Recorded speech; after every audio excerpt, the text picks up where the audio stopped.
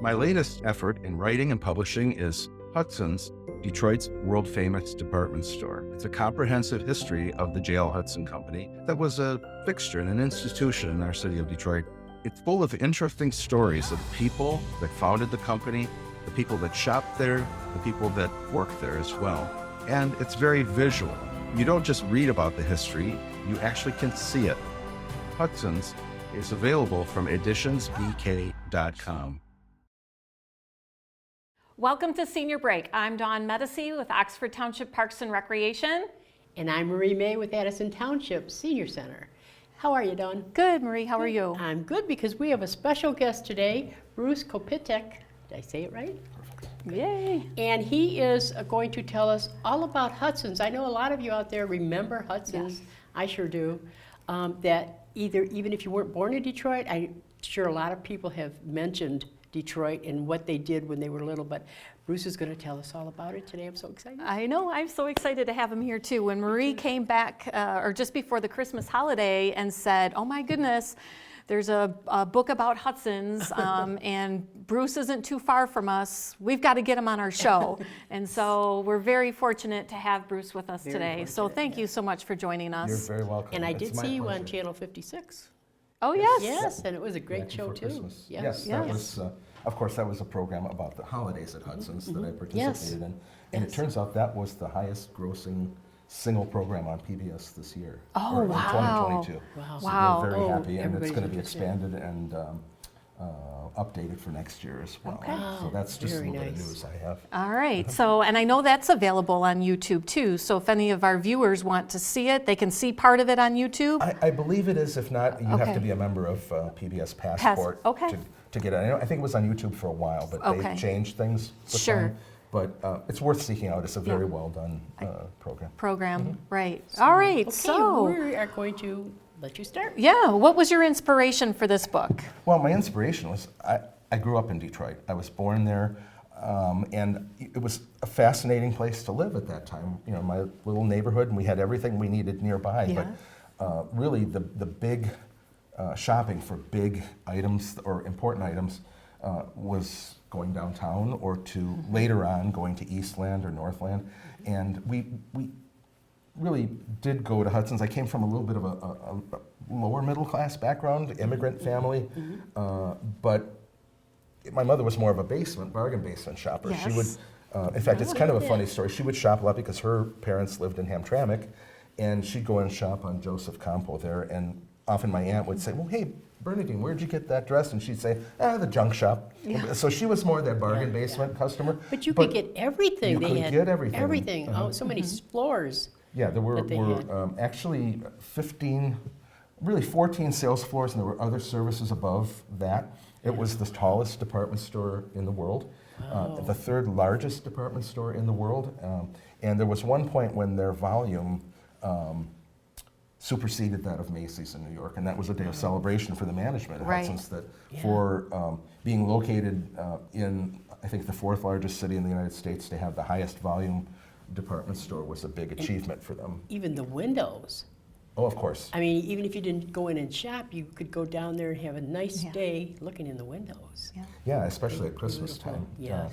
But like with everything that Hudson's did, they did it in a big way. It wasn't really just a typical store by any case. People often say to me, because of my interest in old department stores and the old style of retailing, they say, it's just a store. What's the big deal? Yeah, it is. But it was not just a store. No, it was all all a those whole community. It was an icon in Detroit. It was the center of everything. If you wanted something good, two things. If you wanted something good, you knew to go to Hudson's for it.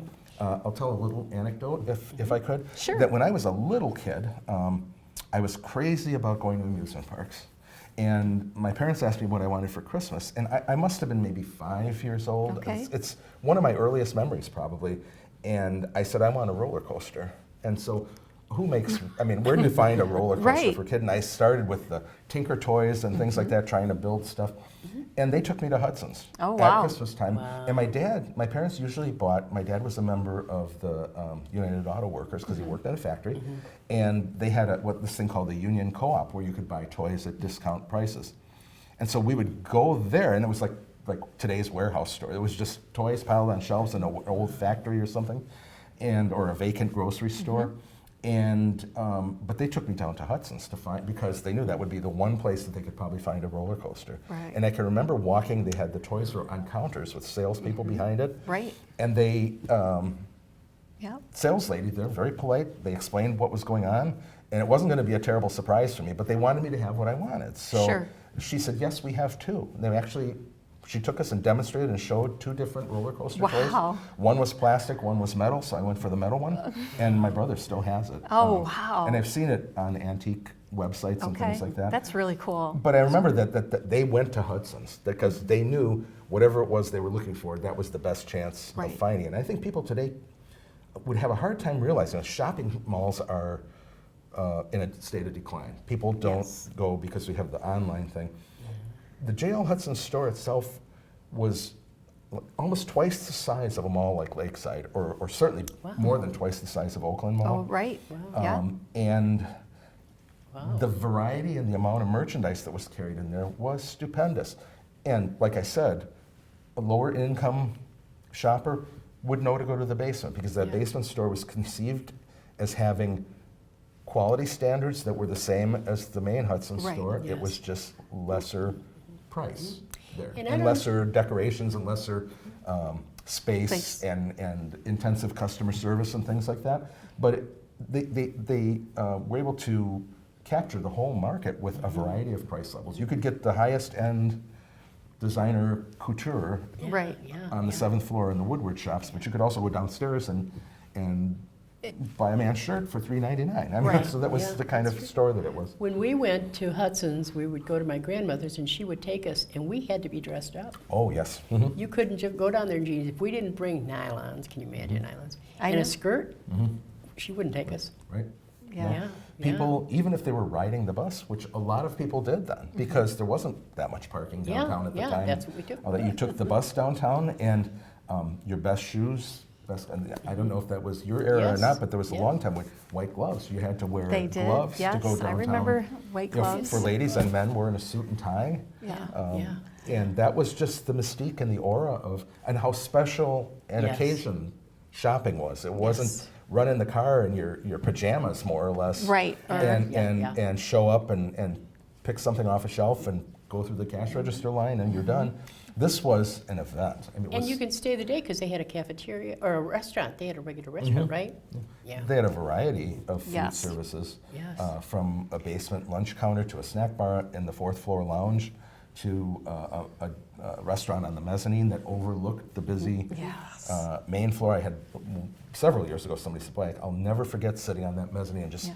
seeing all the shoppers." Yes. They were like bees in a hive Right. on the 1st floor of Yeah. Hudson's, Yeah. and then they had their most elegant restaurants were on the 13th floor there. Yeah. Right. Wow, that's just amazing. it's just so so for many me, good speaking of memories. restaurants, when I graduated from college, I started my career at Hudson's at Oakland Mall Yes. and worked in the foods division. And their restaurant there also overlooked into the mall, so that I didn't get to experience it at the downtown store, but was able to experience it at Oakland Mall. And it is, you want to sit next to the ledge, looking over and just seeing all the hustle and bustle out in the mall, going in and out of the store. So, In my book, Exciting. as I said, I incorporated a lot of personal stories like yours or like Marie's about going down with her grandmother and all that. Everybody that grew up in Detroit has a story. And one of the ones, it involves that famous terrace room in Oakland Mall. Okay. And the hostess said, everybody walks up and says, "Is there a place by the edge?" by the edge. Yeah, that everybody wanted to sit at that edge where they could see all the goings on Yeah. in the mall All right. across the way. It's part of the Alright. excitement. It is. Oh, of course, shopping. Yeah. Yeah. All right, so we still have more questions to ask Bruce. So we're going to take a break, and when we come back, we'll continue with some of those questions.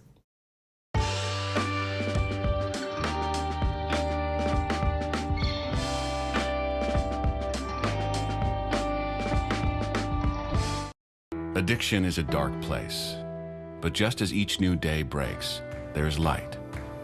A light that illuminates the people by your side. Out of the darkness, you are walking with 22 million others struggling with addiction. The cure to darkness is light. The cure to stigma is love, and the cure to disease is treatment. Join us as we walk into the dawn of a new day. Together, we are stronger than addiction. Learn more at chatterproof.org. Well, welcome back to Senior Break. So the next question that I have for you is, I was reading that you received a notable award for your book. Can you tell us about that? Well, actually, it was in 2012. Okay. The first book that I wrote that was published for the History Press, and it was entitled Jacobson's I Miss It So. Yes. So I was Okay. laid off from my job as an architect, as has happened many times with our economic fluctuations. And a publisher contacted me because I had put on line a site about old department store history. And they said, you want to write a book on a Michigan topic for us? And I thought, well, I've always liked to write. How could I write 40,000 words about Jacobson's? But it was really quite easy Okay. because just like Hudson's throughout Michigan, Jacobson's was really appreciated It by was. a lot of people. Yes. And it also had a very fascinating story, much smaller scale. And so a result of that was the Michigan Notable Book Award. And even beyond that, when that book was presented, when Governor Snyder was All right, our in leader in office, yeah. Michigan in office, his wife was at the ceremony where the books were given to the governor's mansion. It has a library, so all the notable books go there. There were I think 12 or 15 books. Okay. Some by fairly notable people that you would recognize the names of. And she ran over to the Jacobson's one and hugged it. And her secretary called and said she wants like 10 books for friends that Right. she shopped at Jacobson's Okay. Nice with. gifts. And they cannot accept them as a gift. They have to buy them from you. Right. And so I was able to sell the governor and his Nice. wife 10 Very copies nice. of that on top of it. So it was nice to know that. So that's it kind of was when all this appreciated. started then? Yeah, I wrote 4 books for the History Press on a variety of topics, and this year, I've been an architect. I've been working as an architect for 42 years. Okay. One gets a little tired after a while, and it's a kind of a difficult world, I would say. And I decided, I had a little bit of a personal epiphany, and I said, I want to do this myself. I want to be the one who decides how big it's going to be, what it's going to look like. And I mean, I had to sell out in 9 days. So I made some, I think, decisions that pleased a lot of people. Right. Yes. And so I'm looking forward to more books in the future, Detroit topics, Michigan Sure. topics, even maybe a little bit further as time goes I know on. in Addison, if we start talking about Hudson's, people hear us and and all of a sudden you've got a group of people saying, I Yes. remember when. So I know there's a big interest. Yeah. Yeah. Well, Hudson's, like I said, was an icon. It wasn't only a store, it was something really important. People really drove from, I designed a bank up in Ludington, and the bank president up there said, yeah, I grew up here, but man, every year at Christmas time, we took that ride down to Detroit to see Hudson's. Right. And the light. And that's not an unusual thing. It was a standard thing. Right. Do you think they'd ever past get back history. to having the shopping centers go high instead of out? That's a very good question, because now, it's my own personal opinion, but I feel like we've been given so much. I think we've become kind of lax. I want to use the word lazy, but I don't want to be Right. judgmental. But it's very difficult in shopping malls, any kind of store, to get a person to go up to the second floor. Right. Hudson's was really smart. The restaurants were on the 13th floor. Those were a destination. Yes. They were well known. Somebody was going to be willing to travel up through that store Yeah. to get to that restaurant. Right. And as you travel up, well, you see this wide offering Yep. of Doors the best of open. and everything. you Escalators, see- too. Yeah. Yes, yes. Yeah. And See all of this- course, the elevators were famous. They were. Because there were Yeah. elevator operators that were able to call out the merchandise on every the floor. little round- If somebody didn't know where to find something, they could go in and say, hey, I'm looking for a children's coat. Right. 4th floor, turn to the right when you get out of the elevator. They Yeah. knew, they were trained, actually. Yeah. And they were highly paid. Some of the elevator operators, my understanding through historical research, they were actually paid a higher wage than salespeople. Wow. Could be. They had to level Because- that right out to the Well, floor, that and- elevator. Oh, yeah, Yeah. that was manually And operated with a- a... Most of the time, control. that would probably be one of the first individuals that you would have contact with. Yes. So they had to be on point Yes. and know Yeah. and listen to what the customers were asking and what their needs were, so that they Yes. could direct them, guide them correctly. They had rigorous training for that, and also didn't know that. rigorous standards. They had a uniform, and Yes. they had to have a crisp white collar, and a suit that was provided by the company for them, and there was a lightweight one for the summer and a heavier one for the winter. Colors changed for the holidays; they wore red instead of blue, and things like that. They had their little chair there too, didn't they? There was a fold-down Yes, stool. where they could- yeah. The elevator interiors were all paneled wood, and that stool could fold down where they could rest Yeah. and not just be on That their was feet. thoughtful of Hudson's, Yeah. Yeah. you know. There's a gentleman in Bloomfield Hills that preserved a Hudson's elevator and built a house around it. So he's got a Hudson's elevator That's cool. that actually operates in his house. That's really cool. Alex is his name. Right. So I understand that you have some pictures in your book, right? And Yes, Okay. I like the idea that a book would not just tell a story, but also show the story. So there's 250,000 words of text about Hudson's in here, and I know people that got the book back in December, they're still reading it. yes. But we like picture books. But this one, I wanted to make sure that people had a feel for what it was like. And one of the best compliments that I have is from a gal named Barbara Battistelli, who was my copy editor. And she lives in Addison Township, or Oxford, actually. And I found her actually through her attending one of my lectures, and she offered to copy edit. Be careful about this, it's a different term. Copy edit my text. And when she was done and when she saw the page layouts, she said, you know what? I had the strangest feeling when I read your book and looked at the page layouts. It was just like going back there. Yeah. So I incorporated things like the Hudsons. In 1961, they had a very famous graphic design redo that really tied everything together. Bags, boxes, paychecks, and their logo and everything was very specific. And it won awards. But throughout this book, I've shown pictures, branch stores, different things that I've been able to acquire with the help of Hudson's enthusiasts and the Detroit Historical Society. Right. The gentleman, Fred Nahat, that I dealt with at PBS, said the last thing on earth that I think I'd ever want to see is a book with full-page ads from the newspaper. And he said, but really, honestly, it really brings you back to things and how they happen. Well, and speaking about their advertisements, Hudson's was very unique in how they advertised. Yes. They obviously took huge amounts of space in the paper. Crowley's was probably their next competitor in Detroit. Right.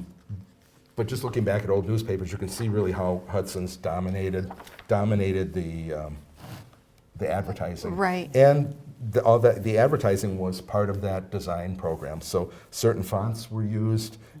They had talented illustrators that were able to draw things. And I actually find them really attractive, almost as works of art in and of themselves. Right. And the advertising part of it leads to really the longest chapter is about events that Hudson's had. Yes. And they did things that no retailer today would ever do.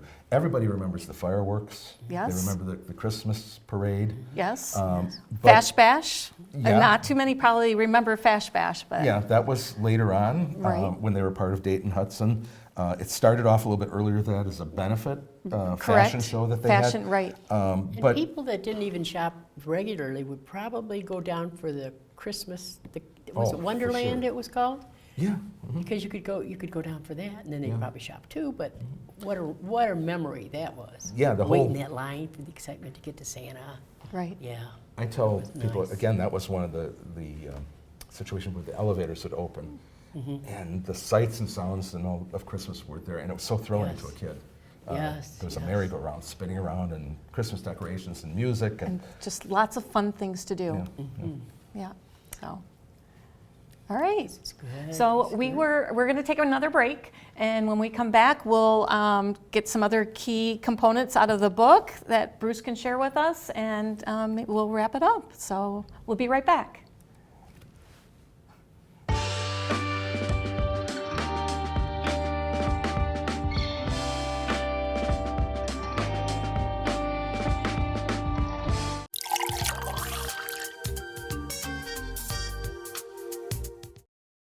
Welcome back to Senior Break. So Bruce, how many chapters are in your book? there's a total of 12 in Wow. the book, including an introduction and some appendices at the end. Okay, and each chapter, I'm sure, is unique to a specific category or design, or is it just all about the downtown store? Do you have, No. are there other chapters about other parts of Hudson's? I tried to really be as comprehensive as possible in terms of talking about what Hudson's was, what its different aspects are. So the first few chapters, I really do a chapter on the history of Detroit because you have to have a setting Right. for something. You know, a raw jewel is nothing without its setting. Okay, Right? yeah. So I talk about the history of Detroit and how Hudson's came to be in Detroit, how it came to be where it is. Then there is the actual history of J.L. Hudson himself, who became, a lot of people probably don't know because it was so long ago, but he became Michigan and Detroit's #1 philanthropist. He built himself up after a series of failures, so it's a great rags to riches story. And he donated the property for our original Michigan State Fair. He built the first YMCA in downtown Detroit. And So he over and really over gave again, back to the community too. completely. Okay. I mean, he was well known as Right. that. And he literally, when he passed away in 1912, he was mourned by the whole community. So it's fascinating for me to look back and see all that history and Right. books and newspapers and all that. But then from that history, you know, he didn't have any kids because he was never married. He was engaged toward the end of his life, I believe, but there's not a lot of information about that. But his 4 nephews, he trained them personally. They took over the store and really built it into the Okay. giant Hudson's that To what it we is, now know. what After we know that, it is. of course, they spread out into the suburbs when Detroit was growing after Mm-hmm. World War II. And then there were aspects of Hudson's, like the restaurants, how they celebrated Christmas.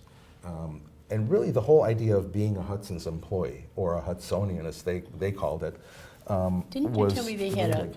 a section where the kids could take their $2 and buy their parents gifts, and the parents weren't allowed to go into that Santa little area? That's absolutely correct. It was Yeah. called the For Children Only Yeah, shop. that And just it- shows how much he cared about people, you know, yeah. It was an opportunity. Well, he cared also, but it was kind of shrewd marketing as well, because Yeah. if Yeah, that was a good sure. experience for those kids, Yes. he was setting them up to be good Hudson shoppers. Exactly. Yes. Down the line. Exactly. And there's nothing wrong with No. that Yeah, because yeah, you know, yeah. and it really was more his nephews that in that era that did that. But they understood the customer in a way I don't think retailers understand today. Right. I get so frustrated going to stores and they just, oh, we don't carry that anymore. Oh, we don't have this. So of course you go back and get it online. It's not because I want to, but because you're more or less forced to. They didn't have that concept then. They just get you in the store, entertain you, make it so special that you want to come back. Right. Yes. That was their marketing plan, Yeah. really. That's and, awesome. Astute business that Just built smart. all that up. Yeah, Yeah. it's a good one. completely. So, The longest chapter in the book is really about the events that Hudson's had that I think we touched on. And I kept on writing this chapter and writing it and writing it. And I said, my gosh, this is overwhelming. I could do a whole book just on Hudson's events. However, it seems so germane to the story that how they marketed, how they did all this stuff, and it's so different from what we would expect today. One of the first things that I touched on that my wife Carol remembers her father talking about was going downtown to see the world's largest flag. So on Flag Day every year, they had manufactured here in Detroit a giant, 200 by 90 foot flag Wow, that they would that's incredible. hang on the face of the building, unfurled. It was laid out on the ground and pulled up to the 12th floor, 10th floor of the building, and then unfurled down in a big ceremony every year with brass bands playing, or the Wow. Boy Scouts saluting, and it became a big event for Flag Day.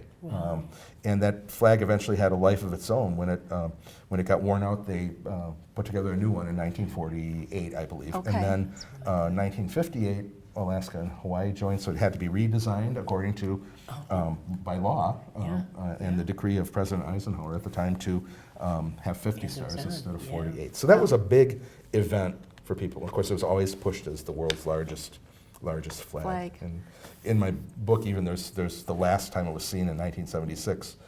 There was a series of photographs published in the Hudsonian magazine Wow. that kind of show you how it unfurled. So many interesting stories. And it's just scratching the surface, really. Wow. Wow. They had import fairs, flower shows. I was taken downtown to flower shows that were amazing. They had there was a Japanese one in 1967, and they had origami demonstrations. Something Ooh, I had wow. never seen in my life. And I was yeah. just a little kid. Right, that's and, really cool. I got very interested in folding paper up to make shapes. Oh, So- yeah, right. Which has nothing to do with the fact that my favorite cocktail these days is a paper plane, but there was just a little episode in my life. But I can just remember that lady who came from Japan for this thing. They Right. flew for a Mexican flower show. They flew in musicians from Mexico. They had a Hawaiian one, and they had a whole group that played at the Royal Hawaiian Hotel in Waikiki that came and performed at Hudson's. Right. So they were very intensive. Everybody remembers the parade, and the fireworks are part of the first International Freedom Festival. Yeah. And so Hudson's always sought ways to Bring people together. bring them together and be part of this community of Detroit because they were such a huge element, Right, And spend their money there. yes. of course. Yeah. And that's the underlying premise Right. as well. Do you have a chapter on when they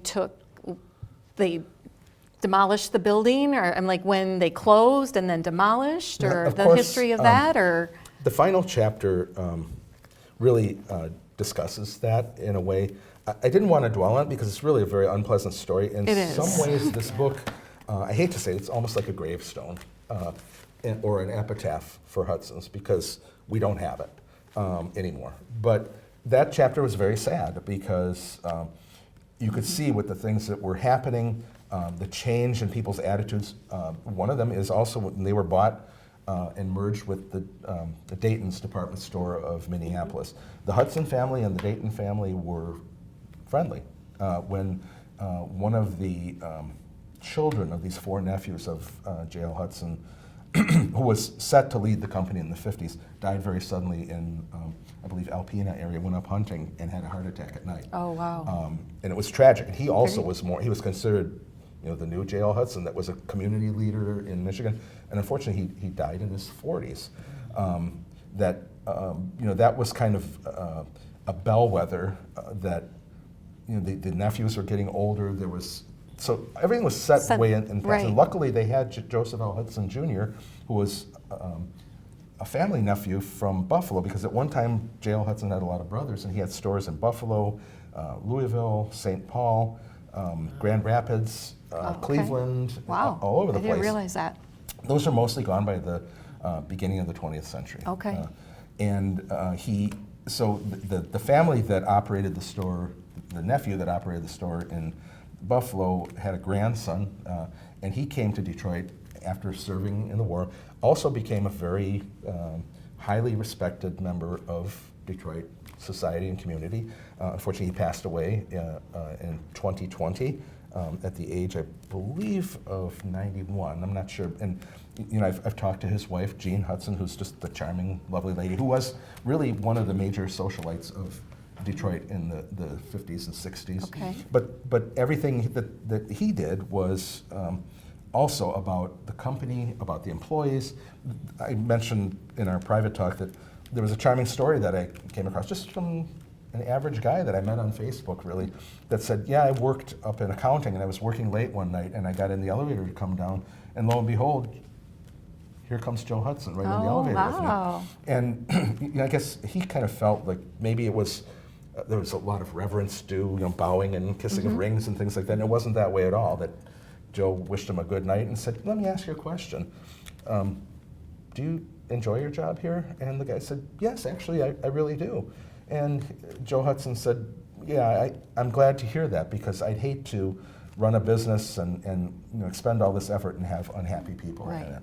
That means a lot. Means a It lot. means business. a tremendous Yeah. a lot. And it's about the whole people community thing. Yeah. Right. So And it was located in a good spot too, because I remember going to stores around Hudson's. yes, So you could just walk there, and you can still go to lunch at Yeah. Hudson's, but Yeah. you could still walk you could around go to other stores. Crowley's, you Right. could go Yeah. to Kresge's, Yeah. Yeah, you could it's good looking. Yeah. do a lot of things. Well, Bruce, it's been been a lot of information you shared with us today. Really excited. I am so excited to kind of relive my childhood and take a look at this book and bring back some great memories for myself, and I'm sure Marie too. But if you like more information about Bruce and his book, he will be visiting the Oxford Senior Center on May the 19th. So please come on out for his presentation to learn more about the history on Hudson's. And Bruce, thank you so much for coming out today. Thank you. It was a long way for you to come. We Well, appreciate thank it. you for Yeah. having me. It's Yes. been a delight, Yeah. really. All right, so please come on out on May the 19th.